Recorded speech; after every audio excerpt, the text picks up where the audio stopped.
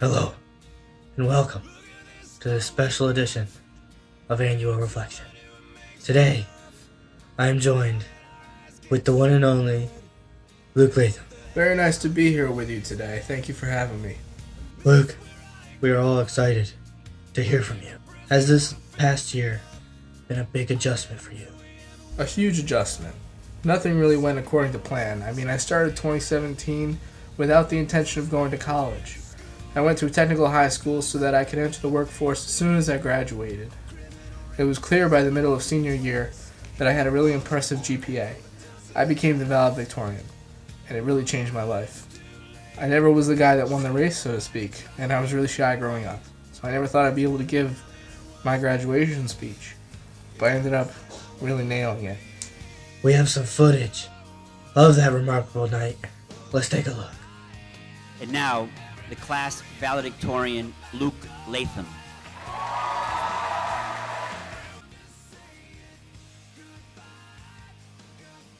I want to begin by saying congratulations to the class of 2017.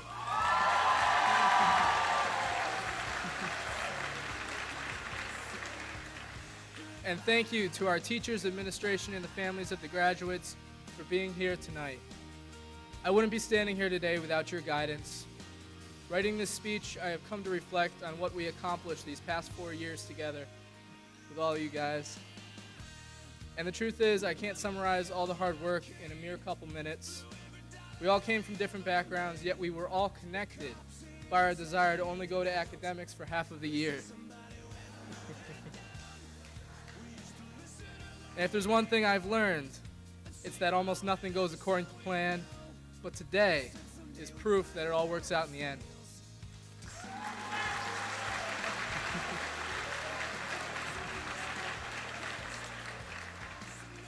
I have a few life lessons I'd like to share with you.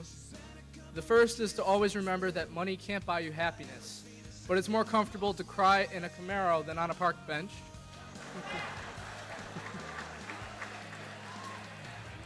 The second is a wise man once said, it is better to know it and not need it than to need it and not know it.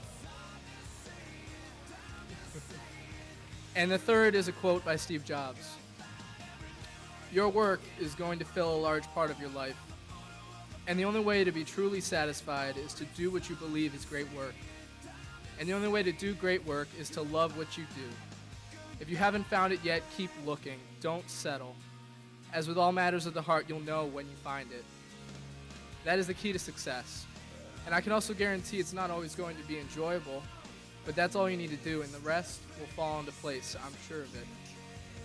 Today we will go farther. Whether you're going on to college, work, or the armed forces, your future is in your hands. You will fight for it, and it's okay if your goals change, but do not lose sight of where you come from. Don't forget every single person that helped you along the way. We have been through so much together in the turn of the century. The 90s saved the best for last.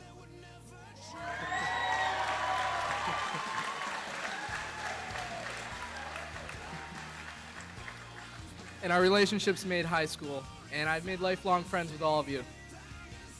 It's these memories that I'll look back on for the rest of my life. I'd like to close with a quote from John Wayne that he said in an interview before his death. We must always look to the future. There's a lot of things great about life, but I think tomorrow is the most important thing. It comes into us midnight, very clean, you know. It's perfect when it arrives, and it puts itself into our hands. It hopes we've learned something from yesterday. There'll never be a class quite like ours, and I've had a great time with all of you. Stay hungry, stay foolish, God bless, and thank you all for the past 4 years.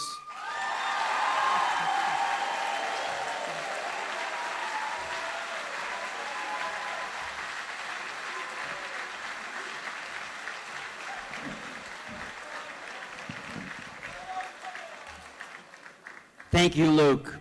Thank you very much. It's not who I am under the mask, but it's what I do that defines me. I have been on quite the journey. Do elaborate.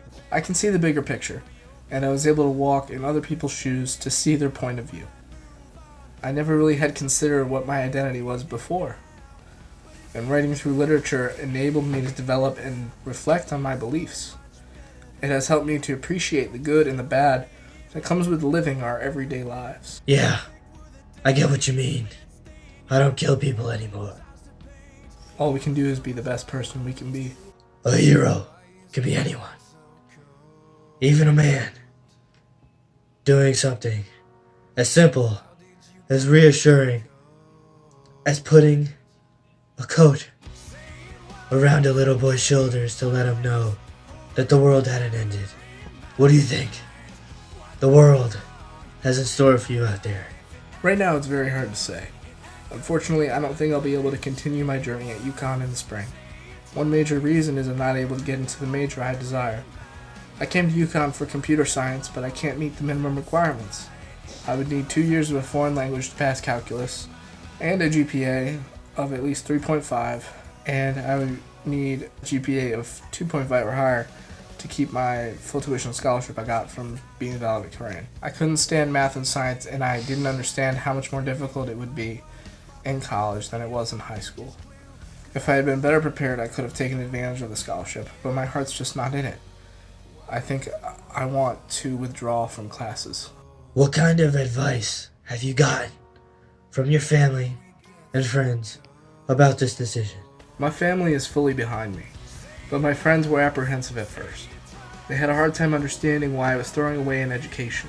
I had to explain that I wasn't happy living paycheck to paycheck while draining myself mentally trying to do my best. College just wasn't for me. I don't want to waste time and money running in circles, only to get a degree that won't help me with the career that I want. I can understand where you're coming from. Did you take anything good away from this experience? No experience is ever bad. I learned what I really want to do, and I took some really good classes in the process. I loved writing through literature, and my economics class. I truly learned things that will help me in life. For example, my economics professor taught me how our economy works and how fragile our money system is, And we looked at how our economy goes through cycles of expansion and recessions, and I was finally able to understand the financial crisis of '08. I'm truly glad I took that class. I know it'll help me as I start to invest in the stock market and whatnot. I'm actually in need of a financial advisor ever since Morgan Freeman quit. How about you come work for me in the Batcave, where there's dark lights and bats. Before we go, we have some audience questions. Barbara asks, what kind of music do you listen to? I do enjoy many different kinds of music. Right now, I am relaxing because finals are done, so I'm listening to a lot of country, mainly Chris Stapleton and Kenny Chesney. It really depends on my mood. The only rap I really listen to is Macklemore if I'm in a party kind of mood. On a Friday night, I'm in town with my brother and my Camaro. We usually blast some classic rock, usually Def Leppard, AC/DC, or Van Halen. For sure, dude. My daily jams consist of post-grunge and alternative music. Bands like Imagine Dragons, Daughtry, Nickelback, Shinedown, and Theory of a Dead Man are some of my favorites. Wow, you sure do have a lot of music.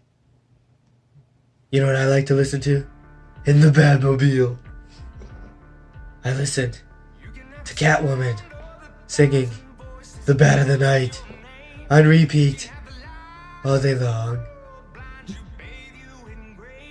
We have another question from the audience. Leo, great guy, asks, what's the most important thing in your life? Love. I mean, I was taught my priorities are supposed to be God, family, and country. Some people choose to order them, but I love them all with my heart. That's truly heartfelt and genuine, Luke. Speaking of teachings, what were you taught growing up, and how are you different today? I was taught from a young age to put God first, to be a devout Catholic and a loyal Christian, but that's been very hard. There's so much evil in the world, it makes you think that God is dead and that He doesn't care about us. My family's been through a lot of loss and hardships lately, and it would seem that God hasn't been there for us. But almost all the bad things were because of other people's choices in their lives. And God can't get involved to help because of free will. That's why I never want to pray for me to succeed, because that would mean someone else is going to fail. For example, as a kid you might pray for an innocent snow day, so you don't have to take a test at school. Then a blizzard comes and you do get the day off. from school, but unbeknownst to you, there's a car crash and someone dies. You know, there are unintended consequences out of the most innocent requests. And God can't play favorites, so that's why it seems like he's not listening. But I know he exists. You know, he protects me as much as he can every single day. And I can feel his presence in all the good things people do. And God's not dead, but if he follows his laws, he can't act. Wow, Luke, that's a lot to digest. Digest.